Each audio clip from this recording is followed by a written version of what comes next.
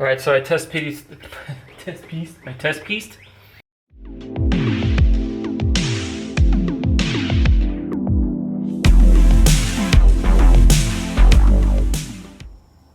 So you can see the front frame horn bars, I guess you'd call them. Maybe that's the right name for them. That run up here and up to the door bars, A-pillar bar, and the dash bar. This is a bit of a weird angle. This one right here is 47 degrees, but then it also rolls at the angle that I don't know, and then runs up and ties into the A-pillar bar and the dash bar. I'm not good enough with Fusion 360 yet to lay this out and make a template, which was the first option because this angle coming in is kind of weird. It's basically you have two bars that are perpendicular to each other and then another bar that's coming in that's on 47 degrees. It's also rolled down, so this is 47, but it's not flat, it's rolled. And I think when I measured it between the dash bar and this bar, when I literally just stuck the protractor in the corner of it, this one was 56.5, and then when I went between the door bar here and this one, where it would kind of like, you know, go in, I can't, so I'm like almost right in line with it right now. That was 58. So ultimately that's how I ended up figuring this out, but it took me a minute and it kicked my ass for a second. So now we're in the cab and you can see where this front frame bar comes and it's going to tie into the dash and the A-pillar bar right here. The bend kind of starts about right here, but it's so minimal behind this over here that it doesn't really matter. So this is what I was talking about when I put my protractor between here and here.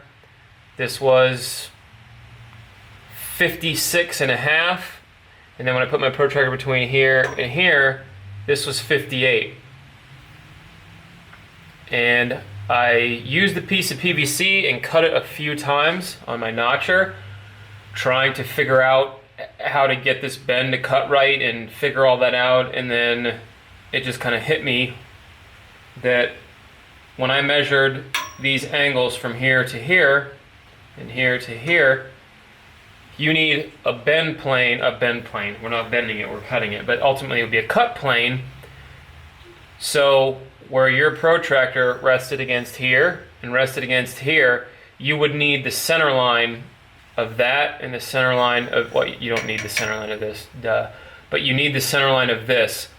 So what you would do is you would find like the very far outside of the tube and you would put a line on that, and then you do the same thing to this one.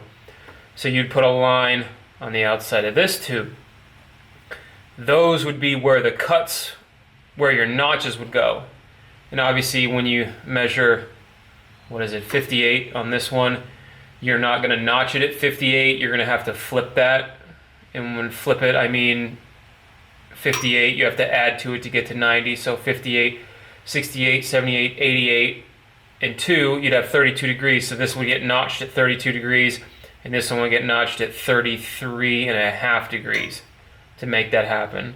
And I'll show you how I figured that out on my other piece of PVC. I made a few cuts to figure this out, and here is the end piece. And what I was talking about is, here are those lines I was talking about. You can eyeball these. I eyeballed this one, and I eyeballed this one. And I cut this in my notcher, and then test fitted this piece, and this thing fits pretty damn good. It might have the gap on, which side was it? I think it was on the bottom side. This gap might be a hair big for TIG welding, but for MIG welding, which is what I'm gonna do now, this is fine for MIG welding, the way this thing fits up. So I will pull this thing out of here, and then I will put this bar in there and show you what it fits like. So that's gonna sit in there. See, it's just about like an 1/8 inch off that. So it's gonna sit probably about right there. And get this thing in there. Come on now. Yeah, that's where it's gonna sit. Now, the reason the gap is so big under here, where my thumb is I eyeballed both these lines. So basically what I need to do is, if you're looking at this as like a 360 degree, like where these lines are, they need to be, if they're like this, they need to move out a little bit. That's gonna open up these two cuts and let this bottom part of the tube sit in there nice and flush with everything. Like I said, this was literally eyeballed on this, and this was eyeballed on the bender. God, I keep saying fucking bender. Eyeballed on the notcher. So if I can recreate this and then actually have measuring this in degrees to make sure these two lines are where they need to be, then I can fine tune it and get this thing to work right. Because like I said before, I'm not proficient enough in Fusion 360 to lay this out, like basically lay these out, put this in right where it needs to go, plug all these dimensions in, and basically make a template and 3D print it so I could slide this over the tube and it would give me the two fish mouths that I need. So this is PVC, this is cheap, it cuts really easy on the notcher, so I will basically just tweak this a few more times and get this thing to fit where it'll be acceptable, and that'll be it. Then this bar will be done, or at least the measuring for this bar will be done. Where you see on the other side, where you see the shock mount here, it's basically going to be somewhere in the vicinity of right here. And what I want to do is make sure when I get this piece going up into the cab fabbed, where this comes out, I don't want this bend to start anywhere in where my shock tabs are going to mount for the front shock. So as of right now, the center of the shock mount is probably going to be about right here, so I'll probably have a tab about here. So I will come out maybe 1 inch, and that will be about the start of my bend, and then I will figure out what the bend angle needs to be so that this will bend down enough and land on the end of this frame rail right here. So there's the 1.5 inches is sitting like right where the handle for the jack is. You can see the 1.5 inches up there. But I have the 1.5 inches, so I will tweak this thing a little more, get it to fit better, and then figure out the length dimension on this piece because it's just a random piece. And as you saw the piece in there before, I can take measurements, cut this piece, put it in there, and then take a measurement of the missing section in the middle, and then figure out exactly how long this piece needs to be and where it needs to be notched at, which that's the awesome thing with PVC is you can just cut it up and figure all this shit out before you cut the tube and waste a lot of money when you screw something up. And this is the first time I've ever done anything like this with this kind of weird fitment on tubing. As far as a chassis, I have built a chassis before, but it was just a 2x4 rectangle tube for a full-size truck. So it was just basically the frame rails and like a notch in the back for because it was an airbag truck. So this is actually my first go round at a tube chassis, round tube chassis in a vehicle. So yeah, learning stuff every day, figuring stuff out every day. And sometimes the hard stuff is really easy, but my brain just you know, plays those tricks.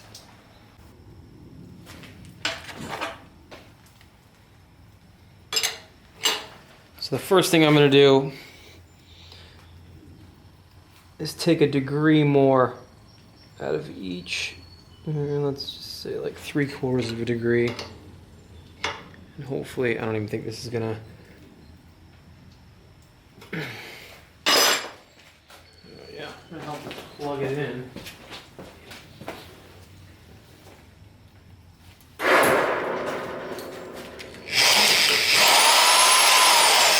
I need to bump it in a hair more. And what I'm going to do now is that's where the cut was before, so I'm going to attempt to set my square, which, yeah, for eyeballing this I can already see it's a hair low for the for the line, but now we have it set. So I can bump it in a hair so it'll actually make the cut, and then make sure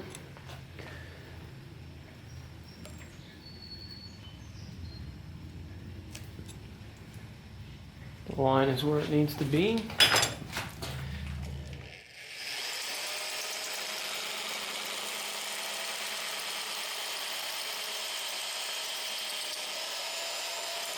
Oh, I'm an idiot. I knew I... Oh, boy.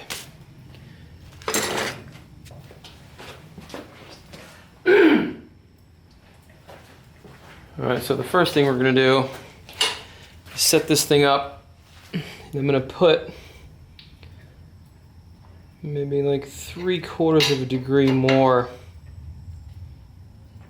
maybe around a degree more cut into it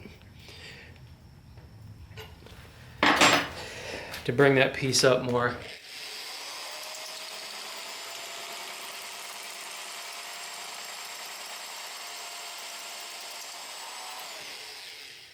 And as you can see, that thing cuts really nice in the PVC. Too bad you couldn't build roll cages out of PVC. That's stupid. Oh. And another thing I need to do is mark this tube to make sure it does not move.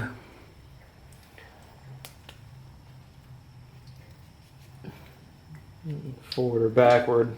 I mean, obviously it's going to move a hair, but I have a marker mark on it, so it should be relatively close, and we'll get it around to the other mark. We'll snug this up. Looks like it needs to come in just a hair. And then double check this guy.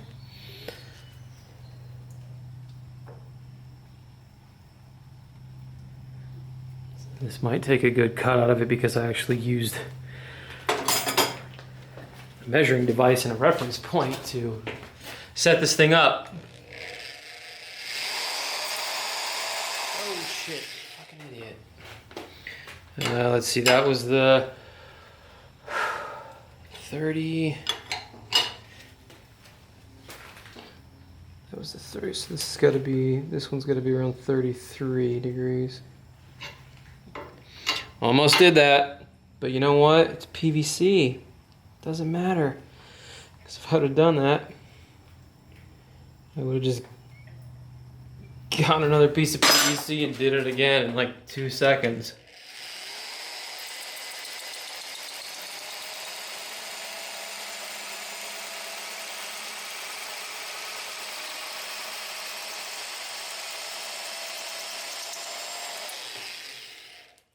So now I'll clean the end of this up nice and pretty with a file, and then we'll go test fit that thing and see if that made a difference.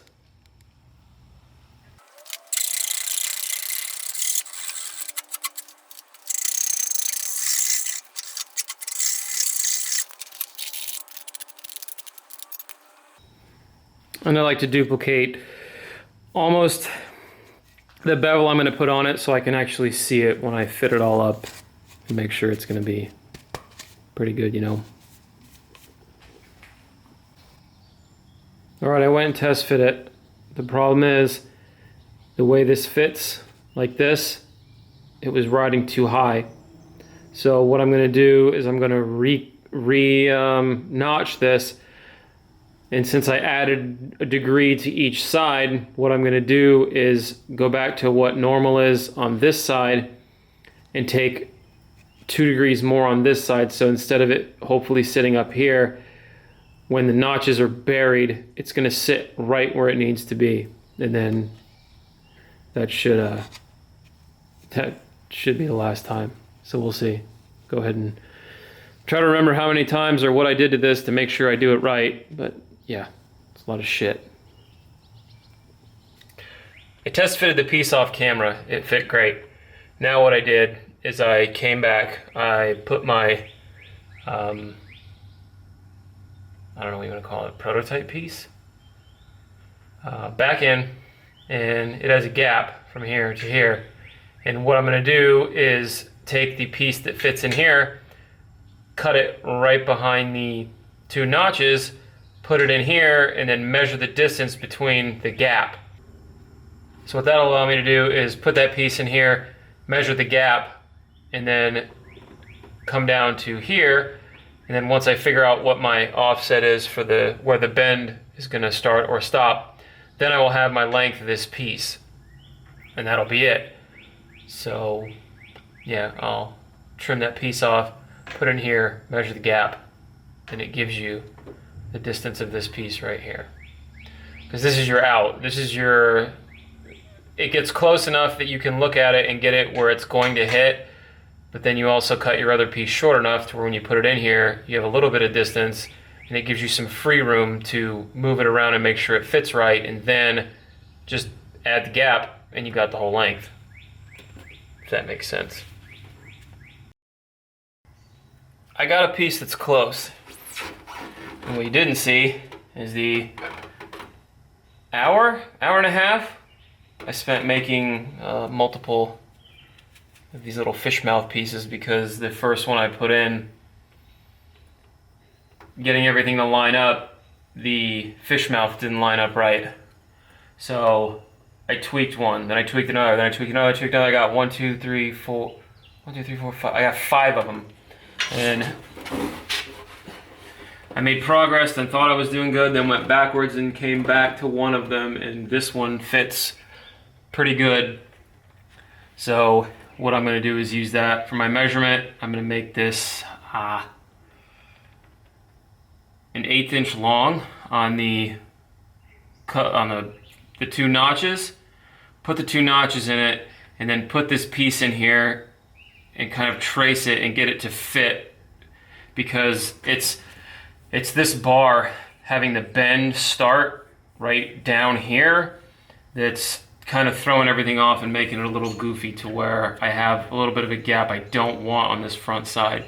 So when I make this whole thing an 1/8 inch longer, that will make up that gap, and what I'll have to do is just fit it in here a few times and just come in here with my flapper wheel and open up and make it kind of like an oblonged notch so that everything will fit like it should. So that will be the end game of getting this thing to fit right.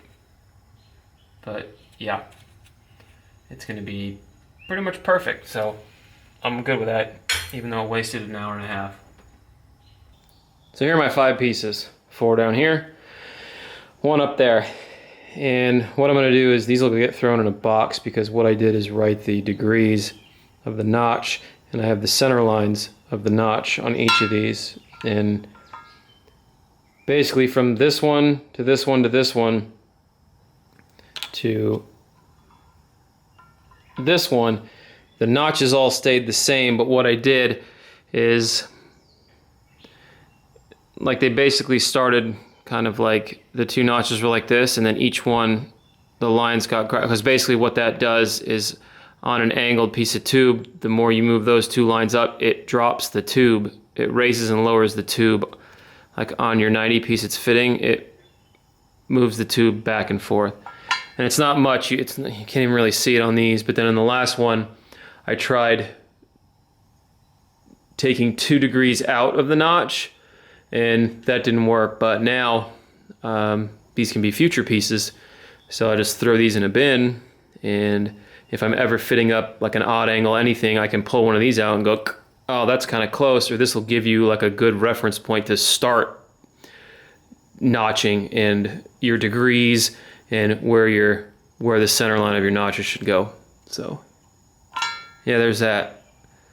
Next thing is to get the measurements laid out for the tube, get the tube cut to length, and notch one end and go with that, because basically what I'll do is I'll cut both tubes, I'll notch one, I'll bend it, I'll fit it, and then I'll transfer that to the other one, bend it, fit it, and then the only thing I'll have to do is, what it's going to do is it's going to roll. When it's fit like this, it's going to go straight out the front. So the excess tube is going to go straight out. So when I get that piece fit up there, then I'll get a center gauge, put it on top of the tube, and have a mark running the length of the tube. That will be my bend plane for bending those down to the front. So that way it kind of takes the screw up out of me measuring this one now, because it's on like it's not on like a single plane angle, it's running up and over. So I would much rather, because I can with this, get that piece in where it needs to go, have it solid, have my super awesome 2x6 that's my spacer that takes care of it, and then that way I can run it out the front, the excess will hang over, make sure both of them are good, everything's straight, make 2 lines on the tops, then I'll have my bends down, and that'll be it. And then the front frame bars will be finished. Then I can start bracing everything else up, and yeah, making the shock mounts. And what else did I pick up? Oh, people on Marketplace don't ever have anything I need. These are the lower shock brackets for the Supra SE300 lower control arms, and I needed these to get you know, now I'll have, when I put all this stuff together, I'll have my 2 hole mounts of where the shocks are going to go. Then I can figure all that stuff out. But it's pretty funny walking into a Lexus dealership. I don't know how it was back in the day when they were selling SE300s, but nowadays it's like nobody in the dealership will talk to you or look at you when you walk in, because, you know, obviously I'm in my work clothes. I just came from work. I have a shirt with Swiss cheese holes in the right sleeve, because sometimes I weld in it, and yeah, they just like won't even give me the time of day. Don't get me wrong, the parts guy was cool. He was probably the coolest one out of everybody, but the sales guys walk by and look at you like, oh, what the hell are you doing in here? So, but fuck them, D21 shitboxes for life.